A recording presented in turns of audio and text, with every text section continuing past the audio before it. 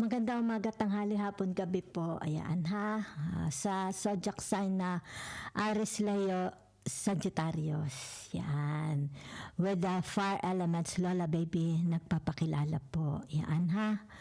So, bibigyan ko po kayo ng reading for the 4th week of July. Yan ha. Okay.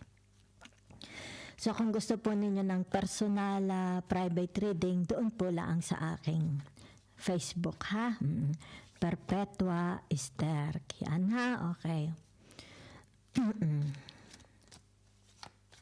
So, let's see the energy, okay, para sa 4th week of July. So, wag po natin kalilimutan na ang energy is very fluid. Pwede pong magpabago-bago ha. Yan. Salamat po. Yan ha. So, let's see. Tinitingnan kong ilalit, baka reverse. Ayoko reverse. Kailangan tayo masaya. Positive. Okay? So, naririto po ang tinatawag na the Venus. Yan ha. Salamat po. So, naririto po ang tinatawag the High Priestess.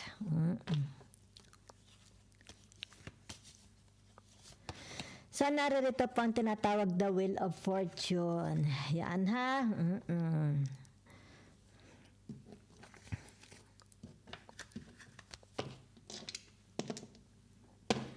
So, let's see. Teka't baka ano. Ayaw ko ng reverse. So, naririto po ang the Chariot, mga madam, mga sir. Yan ha. Narito po ang tinatawag na the Lovers, the Gemini ha. Ito pa'y wala sa pilitan ha. Kung hindi po kayo nagagandahan sa reading ng Lola, okay, oo. Pwede naman po kayo sa huwag manood ha.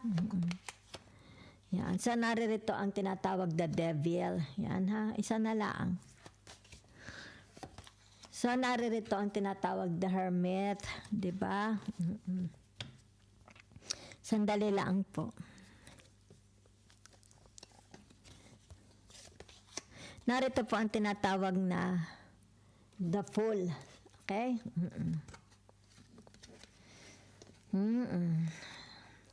So, let's see po ha. Salamat na marami. Simulan na natin. Kung kayo relate, salamat po ha. So, nakikita ko po dito, meron po dito, tinatawag na, kung ito'y sa kanyang career, diba? Tanyag. Maraming accomplishment, maraming natutulungan, diba? Maraming nababago ang buhay. So, ibig sabihin nitong taong ito'y napaka mapagmahal, diba? It's like ang puso niya ay para sa mga tao, 'di ba? It's like it's about the public service. Ganon din sa pamilya, 'di ba? Yan, inaalagaan niya ang kanyang pamamahay, 'di ba? In order. Tinatawag na organized, very very organized ang taong ito, 'di ba? Yan. So, nakikita mo rin dito, maaring ang loob ng bahay nito, may mga, sabi natin baka siya is may sasakyan, di ba? Hindi ko lang alam kung ilan ang sasakyan niya. Meron din siyang tinatawag transportation, maaring jeepney, di ba? Maaring tricycle. Halimbawa, sabihin natin ginagamit niya panghanap buhay, di ba? Iba pa yung kanyang private vehicles, yan ha? So, pwede rin ito yung tinatawag, meron siyang tindahan sa harapan ng bahay niya. Mismong sa bahay niya, maaring sa garahe, di ba? Baka sa terrace niya, di ba? Yan, lagi siya nakapanungaw, lagi siya nakadungaw, bukas ang pinto. Kung sa trabaho, nakikita mo yung tinatawag na maganda ang kanyang opisina, mabango, di ba? Organized, malinis, speak and span, di ba? Welcome ang mga tao. Kumbaga dito, ang ine-exude is yung tinatawag at home. Kung mga kliyente niya, pupunta sa kanya at home. Kahit sa bahay niya, at home, di ba? Hindi sila threatened. So, narito ang tinatawag na the High Priestess. Ibig sabihin nito, high intuitive, very, very high intuitive ang tao na ito. Diba? Yan. So, nakikita mo rin dito, yung tinatawag na, narito ang the Wheel of Fortune, di ba? So, ibig sabihin ng the Wheel of Fortune na ito, yung tinatawag na, itong taong ito ay napaka-daring, bold and daring, di ba? Maaari ito'y padalos-dalos ang paggawa ng desisyon, di ba? Pero nakikita mo yung kanyang talino, yung intelligent niya, di ba? It's like tinatawag dito na para bagang anong tawag dito, yung kanyang motive ba ang tawag doon? Kumbaga makikita mo halimbawa sa bahay niya, 'di ba? It's like sa bahay na ito, 'di ba? Bawal ang tsismoso. Bawal ang tinatawag na mga ganid. Something like that, 'di ba? Parang meron silang parang nakikita ko may plaka, 'di ba? It's like home sweet home, 'di ba? Ganon. Yan ha. So nakikita mo yung kanilang tinatawag nilang pagiging responsibilidad, 'di ba?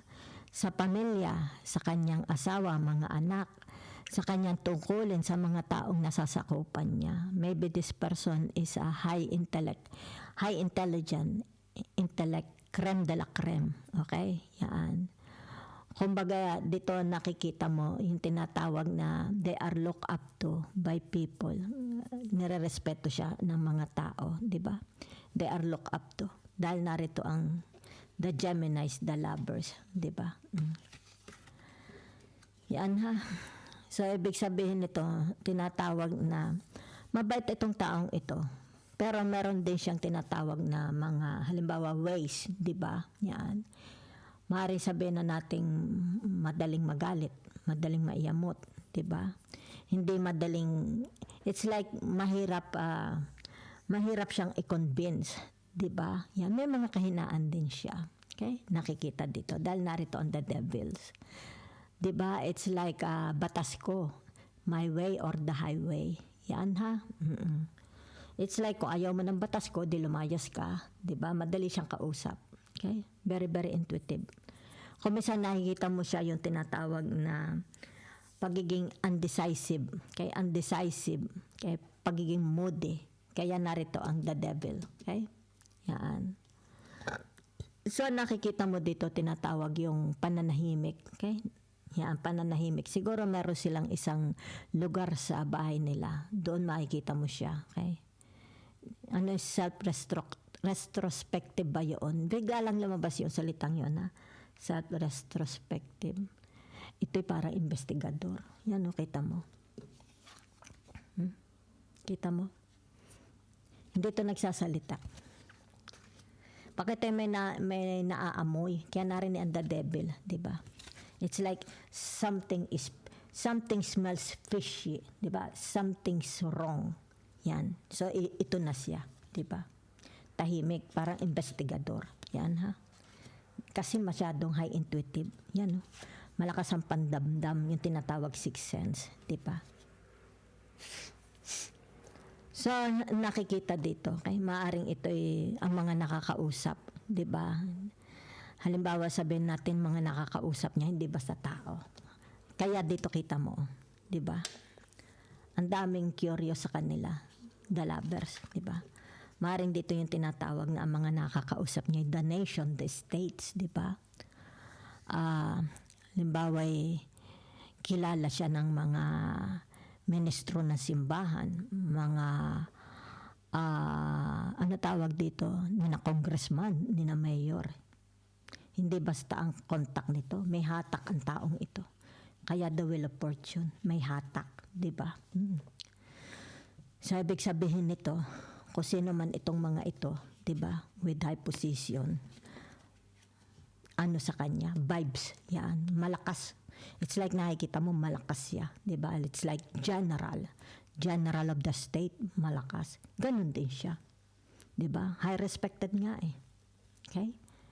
It's like pag sumakay yan sa kabayo niya, sa sasakyan niyan, out the way, 'di ba?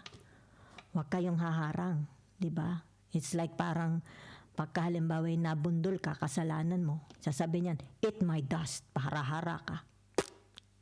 Yan ha. So, ibig sabihin nito, tahimik, pero matinik, malalim. Okay? Tahimik siya, pero malalim. Alam niya ang intensyon ng tao kung masama or hindi. Malakas eh. Malakas ang kutob niya. Diba? Mapakalakas ng kutob niya. Hindi mo siya maloko. Diba? So marami din dito yung tinatawag malakas ang sex appeal nitong taong ito. Diba? Kasi narito ang the lovers. Diba? Narito ang tinatawag na the Venus. Okay? So, ibig sabihin nito yung tinatawag malakas ang dating, malakas ang appeal. Parang using sex appeal ng tao na ito. Yan ha. Is irresistible. Yan. Ano kakanta yun? You're irresistible. Ano yan? Para yan yung tinatawag Rexona. Malakas ang bango. Hinahabol ng mga bubuyog. Mabango ang iyong tinatawag odoroller od. Basta't ganun, malakas attracted siya, 'di ba? Marami din siya kaaway. Marami tinatawag tahimik na kaaway, 'di ba? Kalubilo, 'di ba? Kalubilo. Pero alam niya, kilala niya. Kasi ito siya, kita mo. Alam niya. Okay? You cannot fool the Aries, the Leo, the Sagittarius. No. No. Diba? Malakas ang loob. Okay? Kita mo dito. The Fool. Risk taker. Diba? Kumbaga sa tinatawag na kumbaga yung tinatawag sa palaran na. Diba? Yan. Kakapit na siya sa patalim. Malakas ang loob. Diba? Yan. Kita mo. Kapit siya sa patalim. Yan. Ay di ko halimbawa ko lumundag at nabalian. Di bali. Diba? At least nasubukan niya, 'di ba? Kung magkaroon ng success, adi thank you very much, 'di ba? Pero nakikita mo dito, pag nagte-take risk itong mga ito, 'di ba? Nakakaroon ng tagumpay. Yan ang kanilang tinatawag trademark, 'di ba? Susulat ko lang, magandang thumbnail. Trademark, yan ha. So tingnan natin ha, ang tinatawag na ano gayon? The message from the universe. Okay? Maraming gustong, it's like gawin kang kumare, 'di ba? It's like pare-pare, 'di ba? Kumbaga dito masabi laang na ay kilala ko si Aries, sila yung Sagittarius, 'di ba? Oh, ba't mo nakilala? Oh, ganyan kami, 'di ba? Ganyan daw kayo, okay? Kumbaga dito gusto lang nilang dumikit, 'di ba? Kampanyero, kampanyera, ganyan sila, 'di ba? Gusto lang nilang dumikit kasi mabango kayo, 'di ba? Kumbaga dito ang mapakapit sa iyo is karangalan na nila. It's like they feel safe, 'di ba? Pag dumikit sila sa inyo, kumbaga dito halimbawa sabihin nating mapasabit sila sa gulo, sabi mo, baka hindi mo ako kilala, 'di ba? Kapit ako ni bata ako ni Aries, ni Leo, ni Sagittarius, yan, ganyan. Kumbaga dito parang kayo ang kanilang pag sinabi yung pangalan ninyo, 'di ba? It's like matakot kayo sa akin, baka hindi niyo ako kilala, 'di ba? Kapit ako kay Mayor Aries, Leo, Sagittarius, something like that, 'di ba? So ibig sabihin nito, nakikita ko dito, you're always praying, 'di ba? Pero meron ditong tinatawag na it's like doubting, okay? Are you doubting your what you see in your vision? Are you doubting yourself, 'di ba? Yan. Kasi nakikita dito, 'di ba? Kasi pag sinabi mong the high priestess, ito yung black at yung white, 'di ba? Yan. Kumbaga dito yung tinatawag na it's like nakikita mo na naman, 'di ba? May pag-asa pero nadidiliman, okay? Kasi kumbaga dito mas mataas. It's like when I welcome mo ang the devil, 'di ba? Yan. It's like para bagang sinasabi titong ay alam kong malaki ang sales ko. Halimbawa sabi may tindahan ka ng kamatis, 'di ba? Naniniwala akong magkakaroon ako ng sale, mauubos ito, 'di ba? Patapos maya-maya kumbaga dito natatakpan, 'di ba? Ng doubt. It's like nako, Mukha yatang hindi mabebenta ang kamatis ko. Diba? Kaya nga, be very, very careful of what you are manifesting, inviting, or creating. Diba? Kasi the universe will not give what you want, okay? The universe will give you what you need. Diba? Okay? It's like, kailangan ko ng pera. Diba? E di, magtrabaho ka, do something. Pag sabi mo, ay wala naman akong alam, make something, di ba? Halimbawa, kung wala ka talaga, ignorante ka, for example lang, edi pumasok ka as OFW, pumasok kang halimbawa magtitinda, di ba?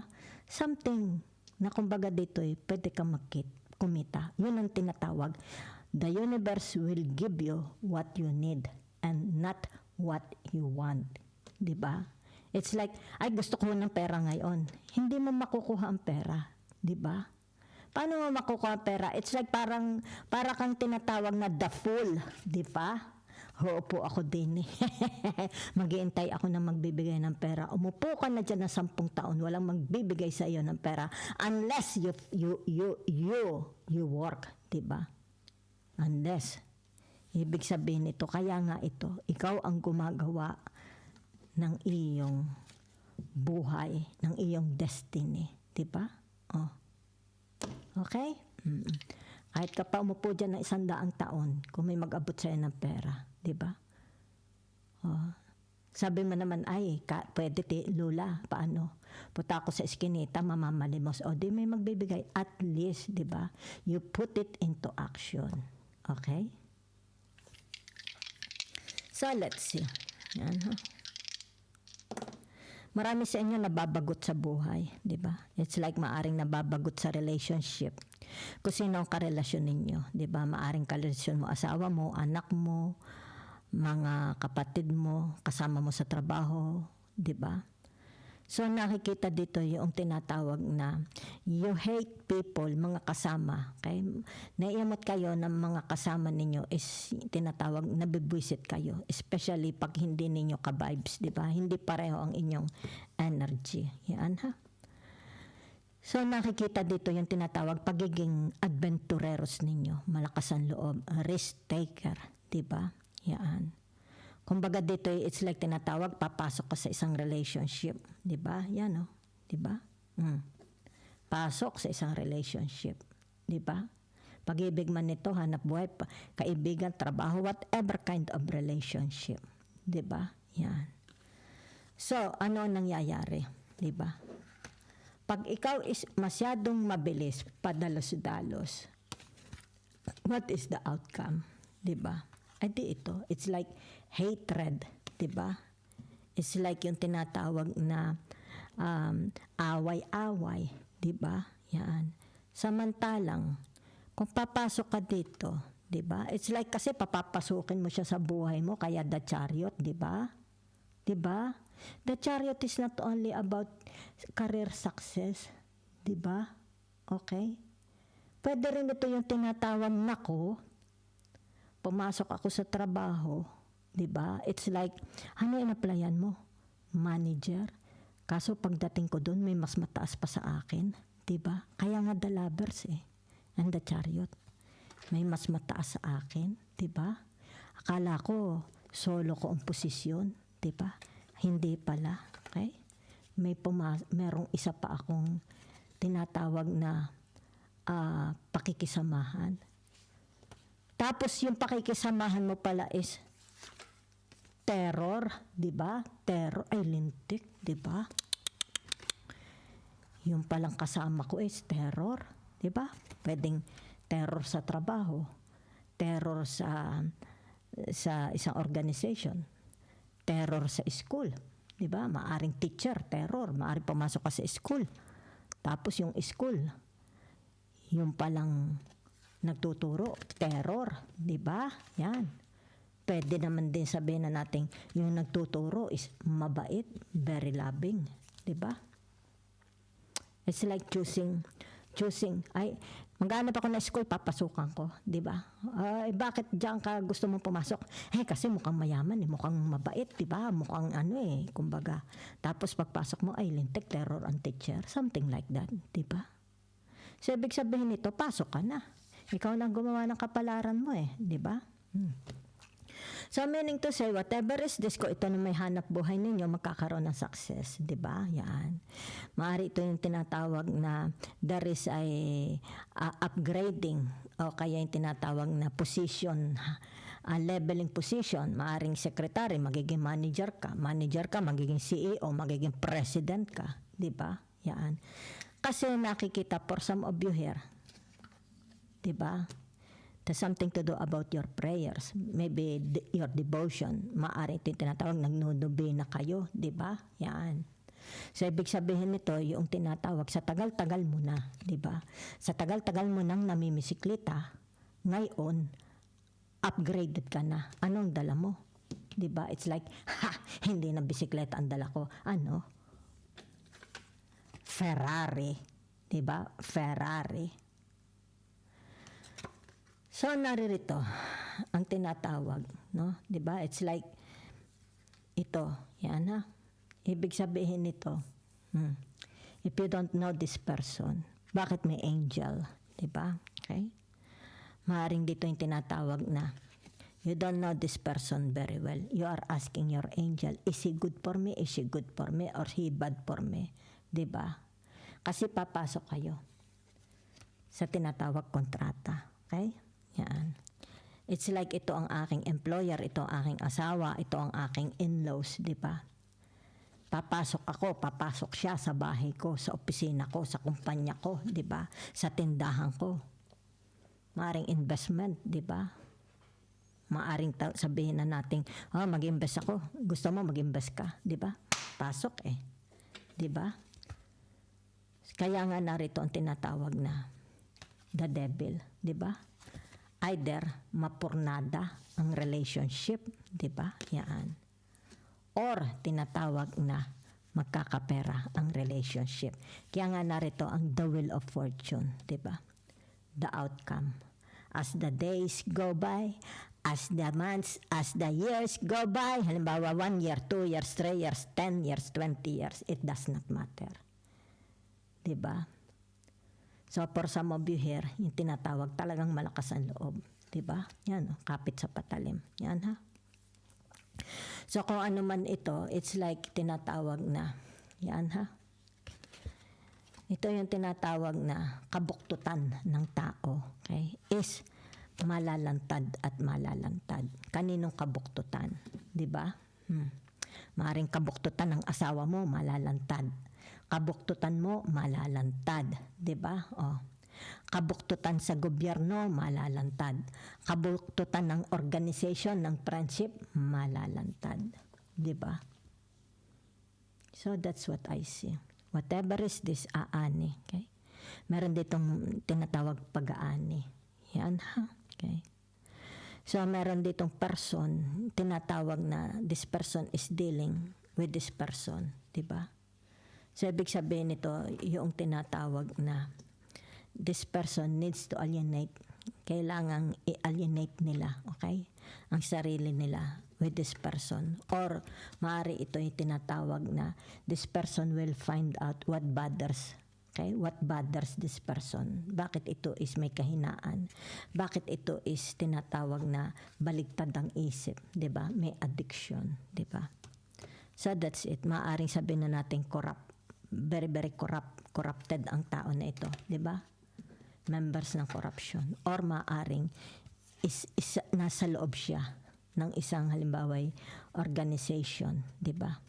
So, this person will find out, tinatawag na corruption. Okay? Yan. So, kaya dito nakikita mo, it's like tinatawag, hindi pa sila magkakilala. Diba? Yan. Diba? If this person is vibes niya, ka-soulmate niya. Diba? Yan. Kumbaga dito is this person, okay? Tinatawag na deserve para pumasok sa aking bahay, sa aking buhay, sa aking pag-ibig, diba? Sa aking garden, diba? Maging part ng community, part ng aking family, or tinatawag, mabuti ba ang kanyang mga binhi? Kung kami magkaroon ng mga anak, maganda ba ang binhi niya? Di ba? Hindi ba may topak? It's like tinatawag, ay, bago ka mag-asawa. Di ba? It's like, ay, bago ka mag-asawa, tingnan mo muna yung tinatawag na genes. Baka yung mga may lahing loko-loko, di ba? Baka may mga lahing kriminal, di ba? Yan, kasi dito, di ba? It's like knowing, di ba? Gathering information. Ano ang pagkatao nito, di ba? Yan. So, ibig sabihin nito is slow down. Okay? It's like, before you sign a contract, bago mo ibigay yung sarili mo, bago mo siya asawahin, bago mo siya maging investment, di ba? Whatever is this, ibig sabihin nito, gathered information about this person, di ba? Kasi ito yan. This person is gathering information, ano ang pagkatao niya, di ba? Kasi magkatabi ang tinatawag the lovers and the devils, okay? Ano ang pagkatao ng taong ito, di ba? Pwedeng sabihin natin, ay maganda, credible, di ba? Kumbaga dito, good image, but you don't know him. You don't know him completely. Ano ang pagkatao niya, di ba? Maring nahihiwagaan ka pa. Maring tinatawag na ano ba talaga ang tunay na pagkatao nito. Okay, so tingnan natin the message from the universe. Sandali, tsahin ko, di ko saulado ang mga symbols. Yan, ha? So, narito ang tinatawag number 4. Yan, family. Okay? So, narito ang tinatawag. Ayan, meron po, ha? Ibig sabihin nito, may swerte. Yan, ha? Okay? Meron pong luck, blessings. Sandali lang, ha? Sandali. Kung anong blessings ito, titingnan natin, ha? Sandali, at hindi ko ito kabisado. Yan, ha? Okay. Sandali ko, confirm ko lang. Okay, Virgo. Yan, ha? So, ibig sabihin nito, yan, ha? Magkakaroon po ng success. Yan, ha? It's like, parang sinabi dito na, halimbawa, sabihin na nating meron ditong magbo-boom na negosyo. Yan, ha? Okay. Magbo-boom na travel. Maaari ito yung tinatawag pagsasama-sama ng mga pamilya from abroad, malalayo, makikita-kita. Diba? Maaari ito yung tinatawag additional members of the family. Yan, ha? Okay. Yun ang nakikita ko. Maybe additional members of the family. Or meron ditong tinatawag magre-risk taker. Maaring sabihin natin magbubukas ng negosyo. Diba? Yan. So, naririto ang tinatawag na, sandali lang, ha? It's like meron ditong papasok na the Virgo. Yan, ha? Additional members of the family, the Virgo. Okay? Merong the Virgo dito. Yan, ha? So, naririto ang tinatawag na a healer, a faith healer, a doctor, tinatawag herbal medicinal doctor, something like that. Ibig sabihin nasa family. Okay? So, maaari ito yung tinatawag, meron ditong tao. Okay? Ibig sabihin nito, may mga tanim siya. Okay? It's like na yung kanyang mga tinanim na mga herbals like oregano, di ba? Halimbawa natin, sabihin natin puno ng papaya, puno ng kalamansi, yan. It's more bio, okay? It's like yung mga ipinapasok sa kanilang katawan is natural, no fertilizer. Yun ang nakikita ko sa inyo. So, ibig sabihin nito, it has something to do about health, di ba? Kung ano yung mga kinakain yung natural without fertilizer is tinatawag maganda, okay? It's a good choice, maganda. Yeah, it's like pampahaba lalo ng buhay. Okay? So, ibig sabihin nito, ang tinatawag ko sino itong mga mahihilig magtanim na ito, continue. Diba? Yan. So, nakikita din dito yung tinatawag na fertility. Yan, ha? Maaring sabihin natin kung ito is tinatawag na additional members of the family, apo, anak, diba? Merong papasok.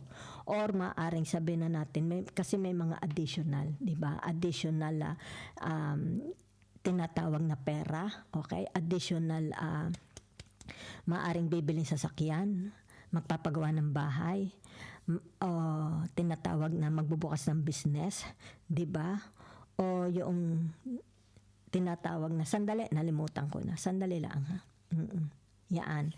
O yung tinatawag na may mga mag-uuwian, a big celebration nakikita ko, 'di ba? Kasi dito narito ang the lovers, the Gemini. So ibig sabihin nito, a new members of the family will join. Maari ito may kasalan, 'di ba? So blessed, very very blessed. Kung ito'y mag-aasawa, ikakasal, very, very blessed. Kung magpapatayo ng bahay, ito yung tinatawag may mga papasok na biyaya. Okay? Malaking biyaya sapagkat narito ang tinatawag na si Jupiter. So Jupiter is more about blessings, di ba?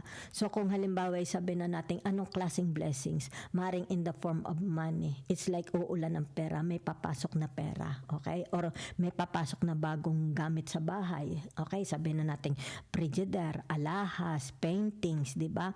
Mga damit, pagkain, 'yun ang nakikita ko maaring mga pagkain, 'di ba? So dito ibig sabihin nito yung tinatawag na meron din mga additional, okay? Merong mga makikilalang bago. It's like darating sa buhay ninyo. Yan ha. So yun lang po ang nakikita ko for you. Yan ha.